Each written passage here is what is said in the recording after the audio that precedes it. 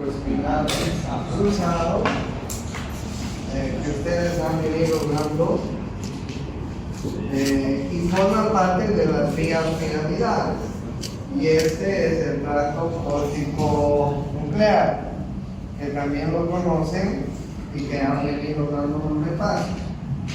Hoy les voy a enseñar las vías extrapiramidales, que también son motoras. ¿Okay? Porque yo les he dicho que las vías descendentes se dividen en piramidales y en extrapiramidales. Y hoy día vamos a ir viendo las vías piramidales, extrapiramidales. ¿Ya? Vamos a ver en primer lugar, que son muy simples. El tracto rubroespinal, como ustedes están viendo, el rubroespinal va desde el núcleo rojo, ahí ustedes tienen el núcleo rojo. Ya saben ustedes que el núcleo rojo está en el mesencéfalo. Y el tecto espinal, miren ahí está el tecto espinal.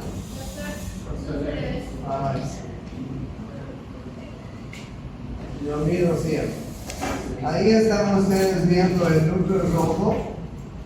Y el tecto espinal viene desde el tectum. ¿Sí? Ahí ustedes tienen el tubérculo cuadrigeminal superior. ¿Okay? Y miren ustedes cómo empiezan a bajar hasta la médula espinal. ¿Ya? Si nosotros vemos el rubro espinal, miren ustedes, baja la protuberancia, baja el bulbo raquídeo, baja la médula espinal. Y si nosotros vemos el tecto espinal, que se origina en el techo, en el tectum, porque ustedes ya saben que el mesencéfalo tiene tres partes, ¿no? El tectum, el tegmento y el pie peduncular. Este desde el tectum viene y también baja hasta la médula espinal. ¿Ok? Pero les describiré para qué sirve, qué son estos. Miren ustedes lo que dice acá. El tracto tectoespinal, desde el tectum hasta la médula espinal, se origina en el colículo superior del mesencéfalo y termina la médula. Ustedes ya conocen eso. Participa en el movimiento, en el control del movimiento de la cabeza, del cuello y de los hombros. ¿Sí? Es interesante, ¿no? Los hombres hacemos funcionar bien este tecto espinal. Porque les cuento que los hombres hacemos, aquí estamos hablando con nuestra enamorada, nuestra coteja, nuestra novia, con nuestra esposa, y de pronto vemos así, sentimos un corazón. ¿Qué estás viendo? No, nada.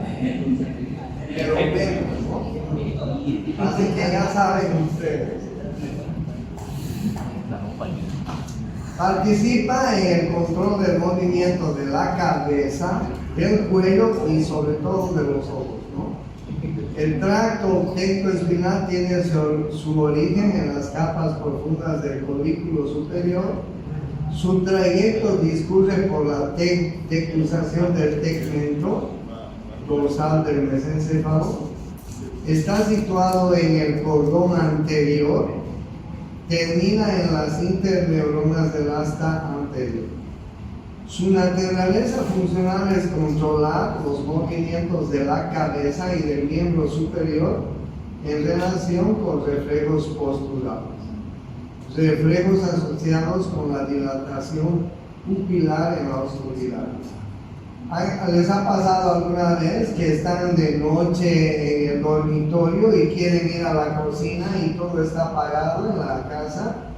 Y para no molestar mucho van a tener que ir hasta el refrigerador a sacarse algo, ¿no? ¿Les pasa eso? Con frecuencia nos pasa, ¿no? Entonces también está asociado con la dilatación pupilar en la oscuridad. Las fibras de este tracto tectoespinal se originan en las células nerviosas del colículo superior del mesencéfalo.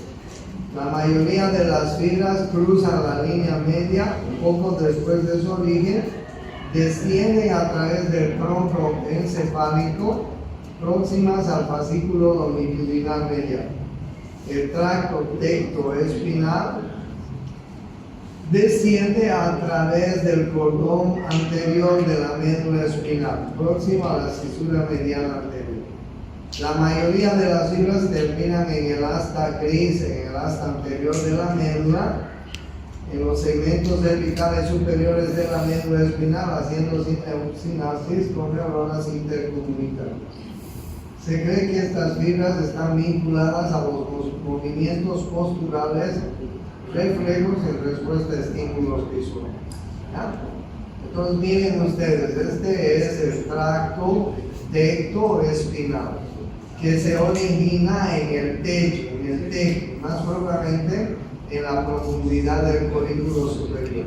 Vean ustedes cómo baja se entrecruza y baja por el puente, baja al bulbo raquídeo, viene al cordón anterior, entra por el asta anterior y se va hacia afuera. ¿Ya? Ese se llama el tectoespinal.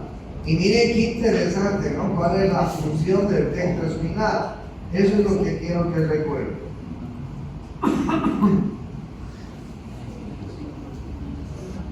El tracto retículoespinal.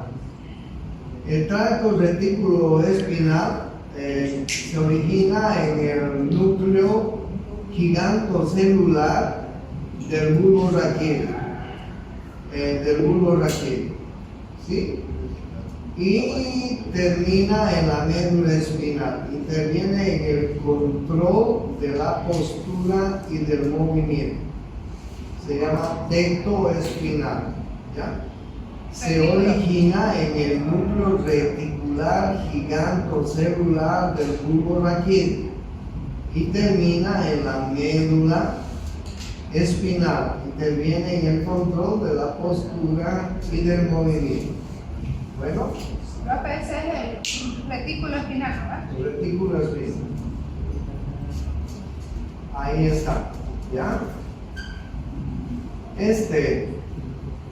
Estos son los tractos vestíbulo espinal y olivo espinal, que ustedes ya conocen, ¿no es cierto?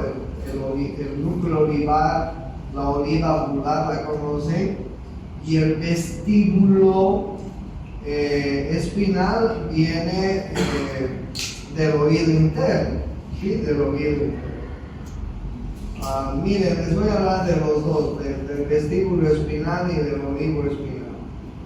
El tracto vestíbulo espinal es un tracto nervioso del sistema nervioso, en concreto es un componente del sistema intrapiramidal.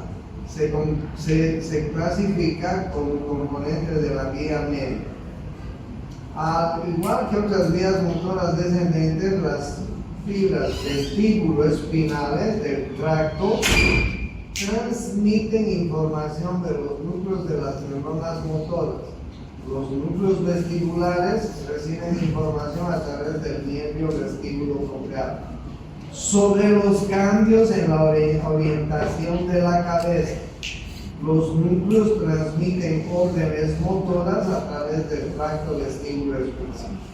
La función de estos comandos motores es alterar el tono muscular, extender y cambiar la posición de las extremidades y la cabeza, con el objetivo de apoyar la postura y mantener el equilibrio del cuerpo y la cabeza.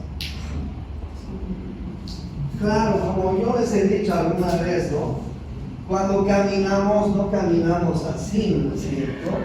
Caminamos con la cabeza erecta y con los brazos así, pendulando siempre, ¿no? Esa es la forma de...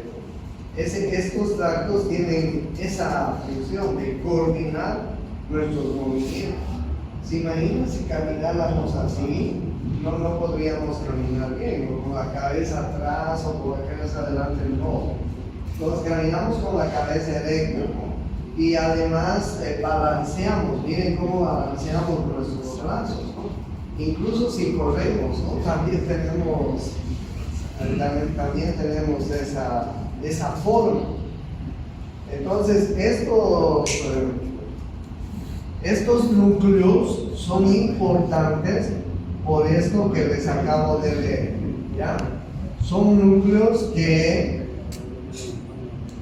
la función de estos comandos motores es alterar el tono muscular, extender y cambiar la posición de las extremidades y la cabeza con el objetivo de apoyar la postura y mantener el equilibrio. ¿Ya? El tracto vestíbulo espinal.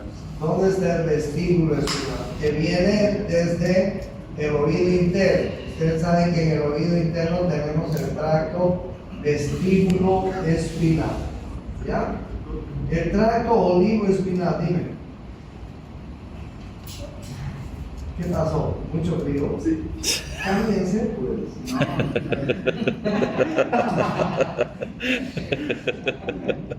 Desde que estaba... ¿Cuál era el oído? ¿Ah? ¿Cuál era el oído en la otra? El vestíbulo. Ahí. Vestíbulo.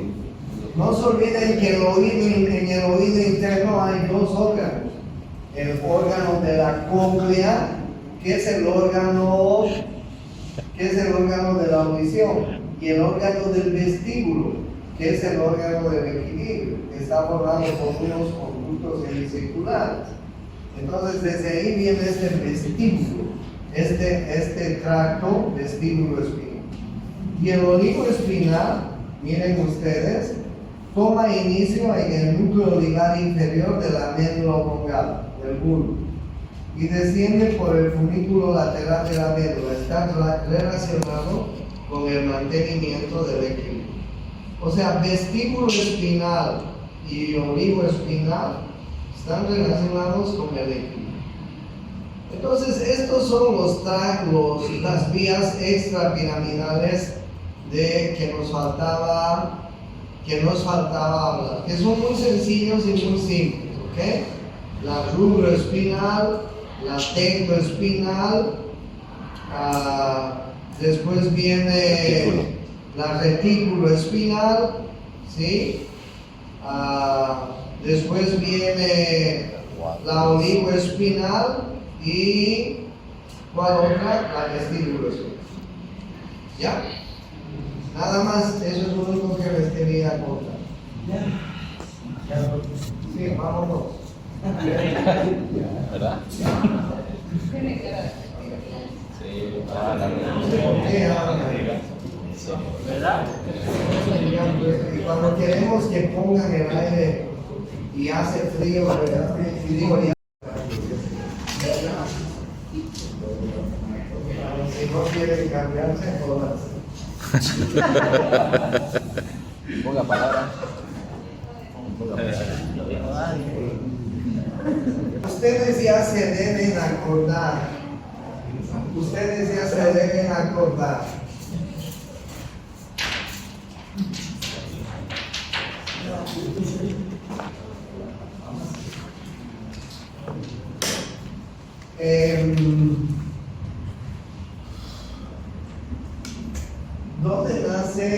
¿Dónde nace la aorta? Muy bien contestado. Entonces la aorta, ustedes se acuerdan bien, nace en el ventrículo izquierdo. Si yo les hago un esquema, imagínense que este es el ventrículo izquierdo, de ahí nace la aorta y lo primero que hace es un callado, ¿no? Un callado así. ¿Cuáles son las primeras ramas de la aorta? ¿Cuáles son las primeras ramas de la aorta? Corazón más llevado, ¿sí? En el corazón da dos ramas. Las dos ramas que van a irrigar el corazón. ¿Qué se llaman? Las arterias coronarias. ¿Sí? La arteria coronaria derecha, la arteria coronaria izquierda. La arteria coronaria derecha irriga el corazón derecho. La arteria coronaria izquierda irriga el corazón izquierdo. ¿Cómo se llama el cuadro patológico si se tapan estas arterias? Infarto. Después hace un callado la arteria y da 3 ramas. La primera rama se llama ¿qué?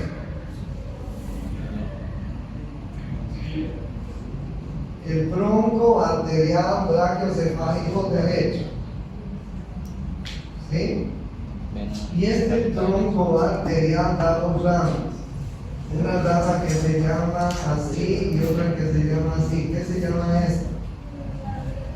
La arteria carótida primitiva del lado derecho.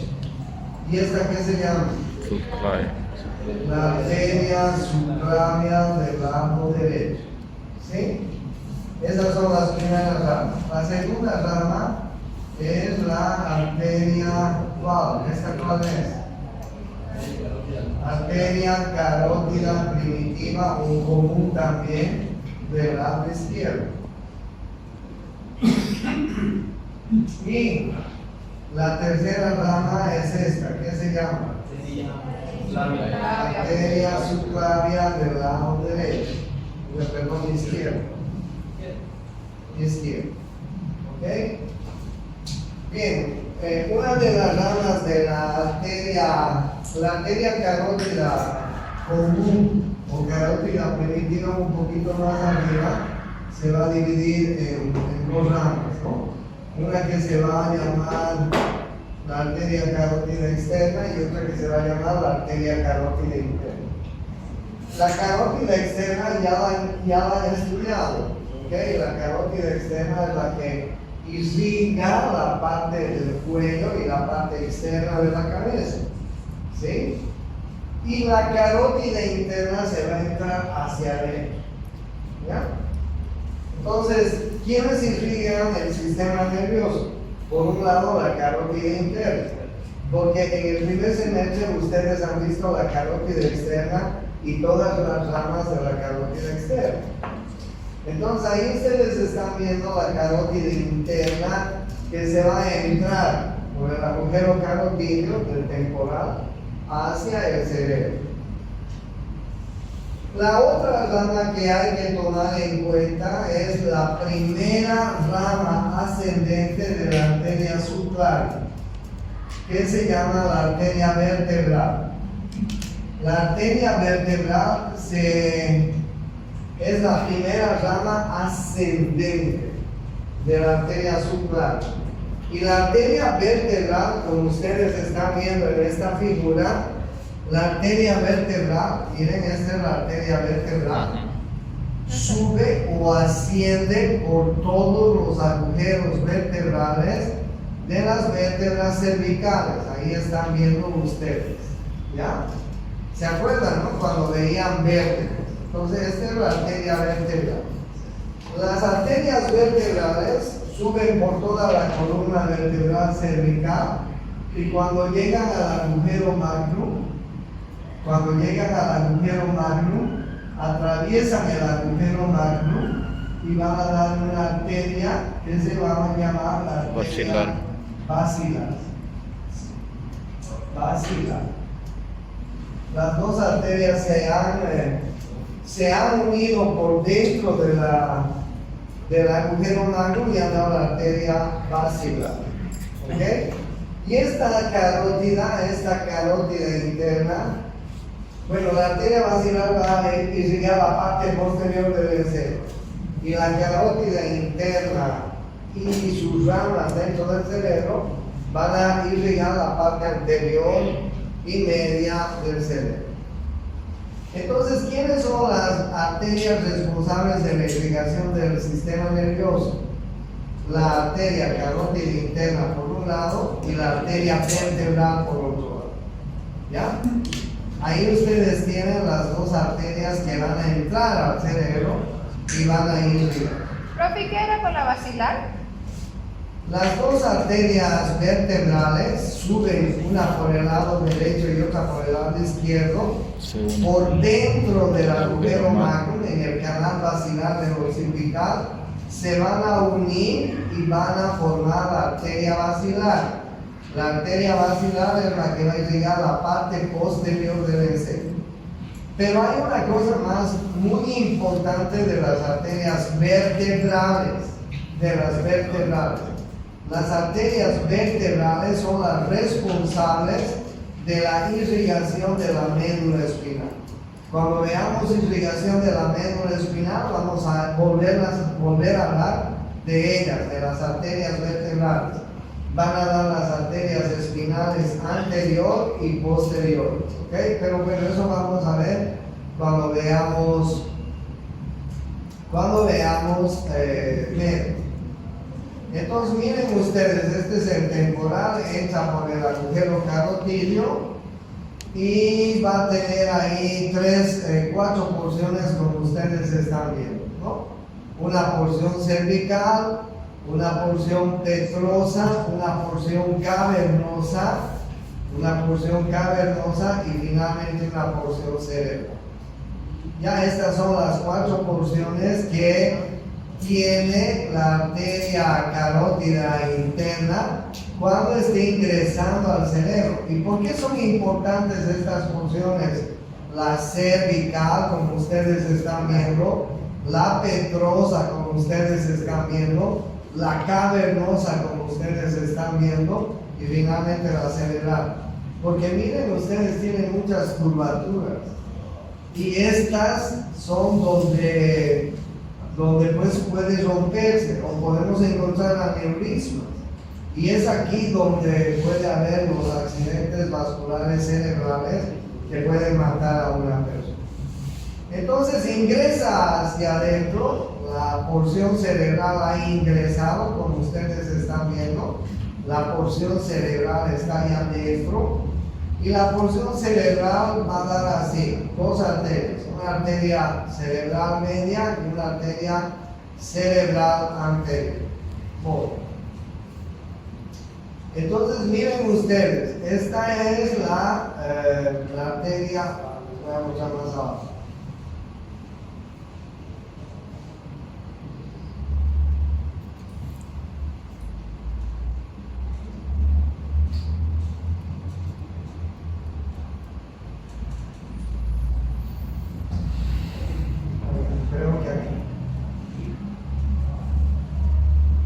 Entonces miren ustedes lo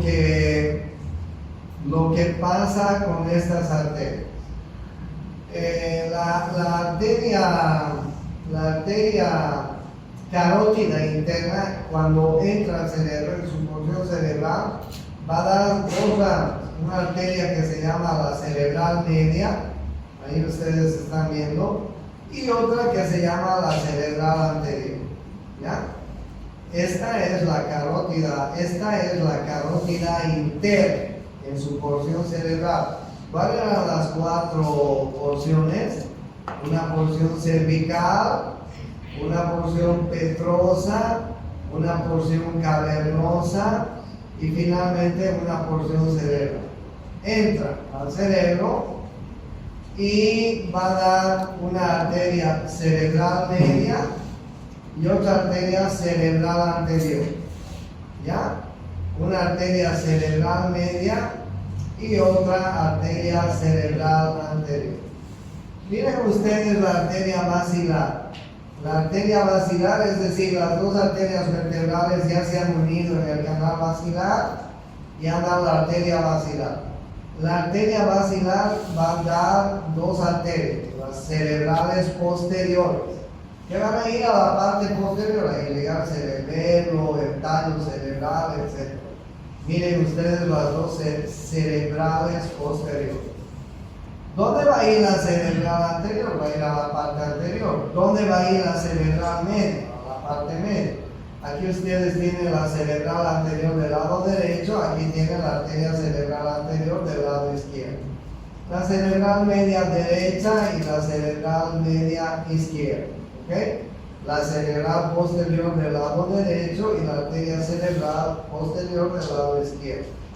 Y miren ustedes cómo se comunican, ¿no? Las 2 cerebrales anteriores se comunican por una que se llama comunicante anterior.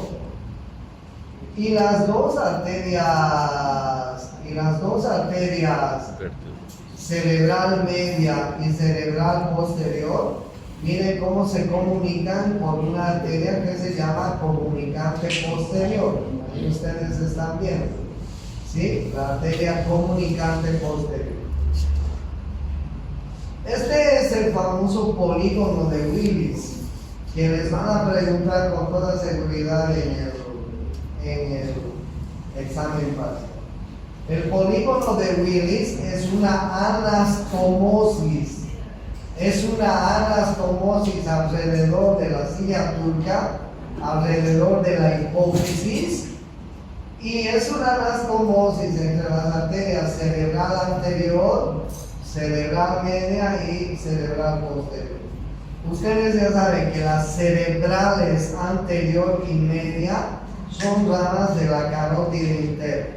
Ustedes ya saben que las arterias cerebrales posteriores son ramas de la arteria basilar, la cual a su vez es rama de las arterias vertebrales. Hasta ahí estamos claros. Sí. Ahora bien, miren, esta es la arteria cerebral anterior del lado derecho, esta es la arteria cerebral anterior del lado izquierdo.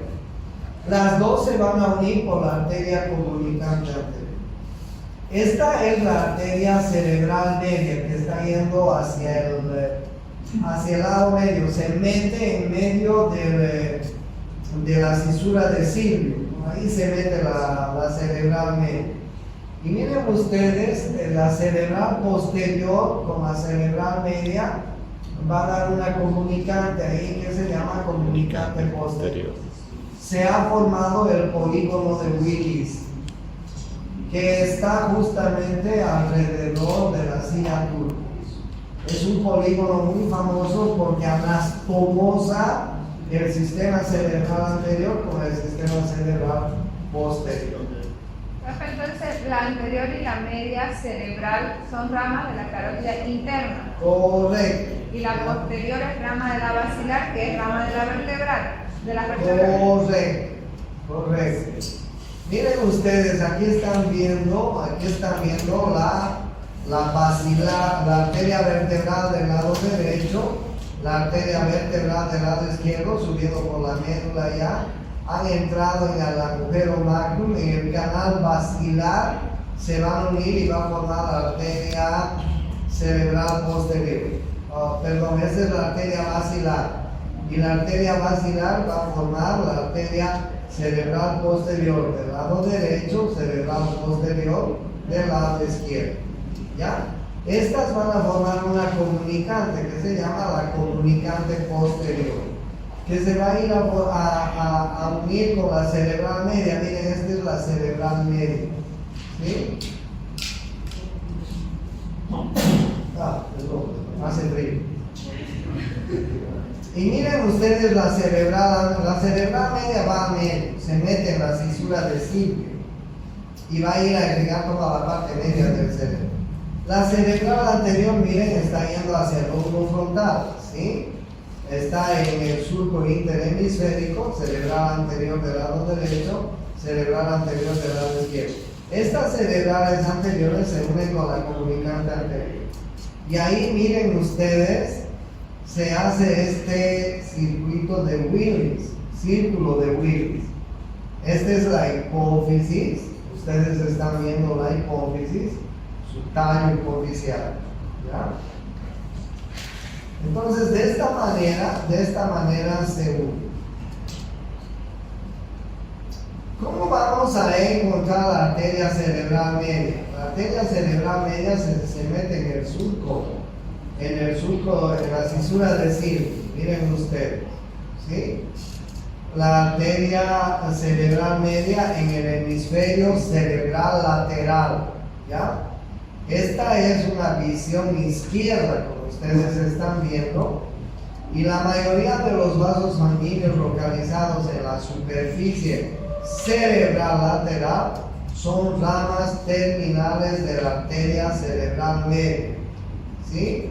Y forman el último territorio de la arteria cerebral media, ¿sí? Tiene, por supuesto, ramas corticales que van a ir pues a todas las áreas que hemos conocido, ¿no? El área 1, 2 y 3, el área 4 y 6, 41 y 42, etc. ¿Ya? Ramas corticales, terminales, ramas corticales superiores que irrigan el córtex, la corteza cerebral en los lóbulos frontal y parietal. Esta es la arteria cerebral, las ramas terminales de la arteria cerebral. Miren ustedes, este es ¿qué se llama esta cisura? Esta es la cisura lateral, ¿cierto? La cisura de ¿ya? Oh, miren, han abierto esta cisura y miren la poderosa arteria cerebral, ¿no? Cerebral media, en la profundidad del surco lateral, del surco del círculo, ¿no? Y ustedes pueden ver ahí cómo la cerebral media en su profundidad va a irrigar los lóbulos frontales, parietales, temporales, como ustedes están viendo, ¿no es así? O sea, la arteria cerebral media es muy importante la arteria. Es la que, si sangra la arteria cerebral media, estamos jodidos. Porque nuestro paciente va a tener secuelas muy graves si sobrevive. Sí sobrevive, pero generalmente no sobrevive. ¿Ok? Bueno, ahí ustedes tienen la arteria cerebral anterior y la arteria cerebral posterior. Estoy mostrándoles el telencéfalo, ¿no? La arteria cerebral anterior, miren ustedes, viene a irrigar toda la parte anterior de la cara medial del cerebro, como ustedes están viendo, ¿no? Ustedes ya conocen todas estas situaciones. Este es el lóbulo frontal medial, por ahí está el lóbulo paracentral que también viene, y miren ustedes la arteria cerebral posterior, viene a irrigar la cara inferior del cerebro y la parte posterior del cerebro, ¿no? Parte del lóbulo parietal, parte del lóbulo inferior, del lóbulo occipital, perdón, y del inferior. El inferior ya sabe que se llama templo occipital. Entonces miren ustedes, y ahí ustedes tienen las diferentes ramas que ustedes pueden ver en este libro, ¿no? Ahí ustedes pueden ver una rama que se llama la arteria marginal, otra que se llama la frontal posterolateral. Aquí ustedes están viendo las parieto-occipitales en el surco parieto-occipital. Ahí están viendo la arteria calcarina, ¿sí? Aquí en la cara inferior están viendo la occipital lateral, la occipital medial, las temporales intermedias, en fin. Ya estas son ramas de la arteria cerebral anterior y cerebral posterior. Miren ustedes, territorio de irrigación de las tres grandes arterias del cerebro. Voy a achicar esto para que podamos ver mejor. Ya, ahí están viendo mejor. Ustedes pueden ver en rojo la irrigación de la arteria cerebral anterior. Ustedes pueden ver en verde la irrigación de la arteria cerebral media. Y ustedes pueden ver en azul la irrigación de la arteria cerebral posterior. En el cerebro, ¿cierto? Ahí ustedes ven la cara externa, y si hacemos un corte, ustedes pueden ver también cómo los núcleos de la base están irrigados, sobre todo fundamentalmente por la arteria cerebral media. Ahí ustedes ven la cara interna del cerebro. Ustedes pueden ver la arteria cerebral anterior, el territorio de la arteria cerebral media y el territorio de la arteria cerebral posterior. ¿Ya? Miren ustedes, este es un corte bonito porque ustedes pueden ver el territorio, es un corte así transversal, ¿cierto? Chapón. Esta es la irrigación de la arteria cerebral anterior. Viene la arteria cerebral media, lo que irriga, y la arteria cerebral posterior. ¿Ya? Entonces ahí está cerebral anterior, cerebral media y cerebral posterior. Bueno, esta es la arteria cerebral posterior, esta es la arteria basilar, perdón, y la arteria cerebral posterior, ahí ustedes pueden ver. Miren ustedes las arterias vertebrales, miren la arteria basilar y miren las arterias cerebrales. Miren ustedes las arterias vertebrales, están dando ramas hacia dónde? Al cerebelo. Hacia el cerebelo, Cerebelo. ¿no es cierto? Miren ustedes que también va a dar ramas a la médula espinal. Y cuando llega al bulbo raquídeo va a irrigar la arteria la arteria ya basilar, va a irrigar la parte anterior del bulbo. Miren, está irrigando la protuberancia, en fin, ¿no? Y ustedes ven cómo está irrigando prácticamente todo el tallo cerebral y está irrigando el cerebelo. Esta es la arteria, territorio de la arteria vertebral, de la arteria basilar y de la arteria cerebral posterior. Miren ustedes, esta es vista inferior y esta es la vista lateral. Y ahí podemos ver arterias vertebrales, arteria basilar y arterias cerebrales posteriores. Miren, mesencéfalo, protuberancia, bulbo, médula, cerebelo. ¿Ok? Este es el territorio de irrigación de las arterias, de las arterias vertebrales, basilar y cerebral posterior. Les estoy mostrando la parte general, porque en la siguiente clase vamos a ir viendo arteria por arteria y sus ramitas, pero ahora les estoy dando un enfoque general de todo el territorio para que se estén dando cuenta. Entonces miren ustedes cómo está irrigado, ¿ya? Bueno, estas son las venas que vamos a encontrar en la parte del cerebro. Miren ustedes que hay venas cerebrales también, estas cerebrales superficiales y profundas. También hay senos venosos que ustedes pueden ver acá, el seno venoso sagital superior, el seno venoso del ojo. Ahí están, ahí se forma una especie de pequeño lago y ahí confluyen todos los senos venosos. ¿Ya? Bueno, estos son hematomas que pueden producirse, arteriales, venosos. Estos son los aneurismas que pueden dar estas arterias, aneurismas de la cerebral posterior, de la cerebral media, etc. Miren, esta es una hemorragia por un aneurisma, qué grande, ¿no? Muy difícil de salvar esta situación. Y pues rupturas que pueden pasar. Entonces, más o menos hoy día he querido darles y orientarles para ver cómo está irrigado el cerebro. Más bien el sistema nervioso central. La próxima clase vamos a ver el sistema de irrigación arterial y venoso, pero con nombres propios. ¿Okay? Ahora bien, ¿cómo vamos a hacer en la práctica?